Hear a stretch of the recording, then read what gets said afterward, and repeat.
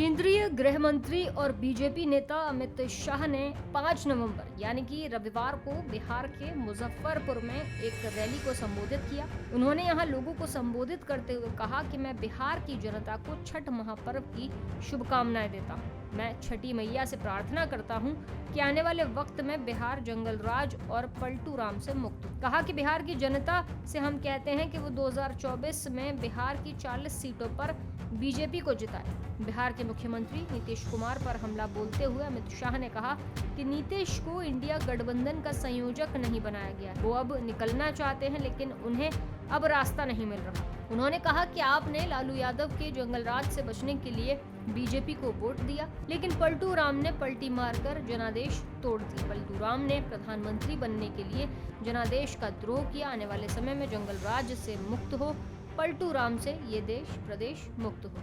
अमित शाह ने कहा कि मैं पलटू बाबा को कहने आया हूं कि पीएम मोदी ने पिछले 9 साल में देश से आतंकवाद को समाप्त करने का काम किया है। उन्होंने कहा कि आरजेडी और जेडीयू जम्मू कश्मीर से धारा 370 हटाने के पक्ष में नहीं थे। ये कहते थे कि धारा 370 हटेगी तो खून की नदियां बहेंगी, लेकिन किसी ने कंकड़ फेंकने की भी हिम्मत नहीं की। आतंकवाद को पूरे तरीके से खत्म किया जा रहा है। गृह मंत्री ने विपक्ष के इंडिया गठबंधन पर भी बात की। कहा कि इंडिया गठबंधन का एक ही एजेंडा है, वो मोदी का विरोध करना। भ्रष्टाचार का विरोध करने वाले नीतीश कुमार आज इन लोगों के साथ बैठकर सत्ता का सुख भोग रहे हैं। कहा कि ये परिवार की दुकान चलाने वाले लोग हैं। एक को प्रधानमंत्री बनना है और दूसरे को अपने बेटे को सीएम बनाना है। कहा कि नीतीश कुमार इस गठबंधन से बाहर आना चाहते हैं, लेकिन उनके पास रास्ता नहीं बचा है। बिहार में हुए जातीय सर्वे को लेकर अमित शाह ने कहा कि राज्य की पिछड़ी आबादी को इनके झांसे में नहीं आना चाहिए। जातिगत सर्वे का फैसला तब हुआ था जब बीजेपी के साथ जेडीयू सरकार चला रही थी। सर्वे में यादव और मुस्लिमों की आबादी को बढ़ाकर बताया गया है, जबकि अति पिछड़ा और पिछड़ा के साथ अन्याय करने का काम लालू नीतीश की जोड़ी ने किया। अमित शाह ने कहा कि इन लोगों ने हमेशा पिछड़ा आबादी के साथ अपमान किया है।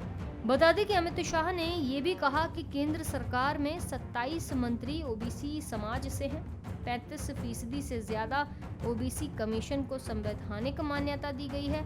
उन्होंने ये भी कहा कि मैं लालू यादव से ये पूछना चाहता हूँ कि आप 10 साल यूपीए सरकार में रहे, आपने ओबीसी कमीशन को आखिर मान्यता क्यों नहीं दी? शिक्षा से लेकर नौकरियों तक में ओबीसी आरक्षण किया गया है।